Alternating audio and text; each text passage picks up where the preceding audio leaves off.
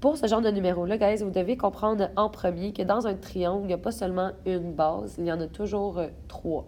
Donc, par exemple, ici, la base, ça pourrait être 8, puis ça fitterait avec la hauteur qui est de 6, parce qu'il y a un angle droit qui les sépare ici. Sinon, si vous pivotez le triangle un petit peu comme ça, vous pouvez remarquer que la base, ça pourrait être 6, puis à ce moment-là, la hauteur, ça serait 8, parce qu'il y a un angle droit qui les sépare.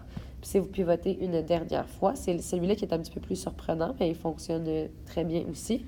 La base, dans le fond, ça pourrait être la mesure qu'on ne connaît pas, là, dans le fond, l'hypoténuse du triangle.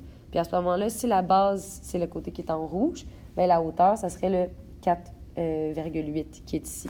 Parce que comme vous voyez là, c'est séparé par un angle droit. Donc, voilà. Une fois que ça, c'est compris, dans le fond, vous devriez comprendre en ce moment que c'est comme si vous cherchiez la base d'un triangle qui a une hauteur de 4,8 cm. Puis là, t'es comme, OK, c'est quoi les formules que je connais qui a la base puis la hauteur à l'intérieur? Ah, c'est la formule de l'air. Donc, si on part avec ça, vous pourriez vous dire, OK, ben moi, je sais que l'air d'un triangle, c'est la base fois la hauteur divisé par 2. Puis là, vous continuez, puis vous êtes comme, OK, ben l'air, je sais pas c'est quoi. La base, je sais pas c'est quoi, mais on nous a dit que c'était X. Je vais peut-être le mettre en rouge pour que vous compreniez mieux, là. C'est la mesure qui est juste ici. La hauteur, ça serait le 4,8. Donc, fois 4,8. Puis, on divise par 2. Sauf que là, on a un problème parce qu'on a 2 inconnus. On a la base, puis on a l'air aussi qui est inconnu. Mais par contre, si vous vous rappelez ce que j'ai fait tout à l'heure en pivotant le triangle, on va être capable de trouver l'air d'une autre façon. Parce qu'on a une autre combinaison de base puis de hauteur.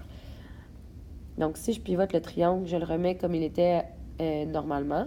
En ce moment, vous devriez comprendre qu'on va être capable d'aller trouver l'aire de notre triangle parce qu'on a la base qui est ici, puis la hauteur qui est là. Donc, si on fait ça, première étape, on va aller trouver l'aire de notre triangle. Je m'excuse, j'ai de la misère avec mon application. Ouais, OK. Et je vais aller trouver l'aire de mon triangle. Je pars toujours avec la formule qui est l'aire qui est égale à la base fois la hauteur divisé par 2. L'aire, je ne sais pas c'est quoi. La base, c'est 8. La hauteur, c'est 6. Et je divise par 2. Puis ça, dans le fond, ça me fait une aire de 8 fois 6, c'est 48. 48 divisé par 2.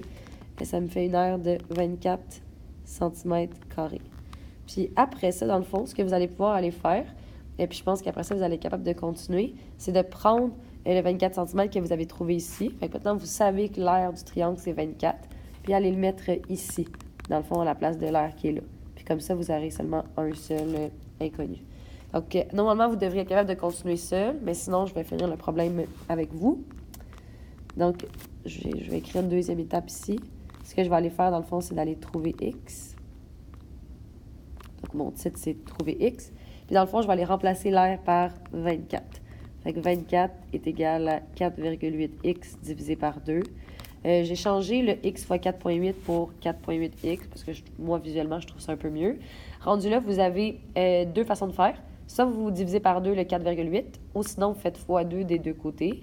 Moi, je multiplierais par 2 parce que des fois, la division ne se fait pas très bien. Fait que je multiplierais par 2. Ça veut dire que ça me ferait 48 qui est égal à 4,8x.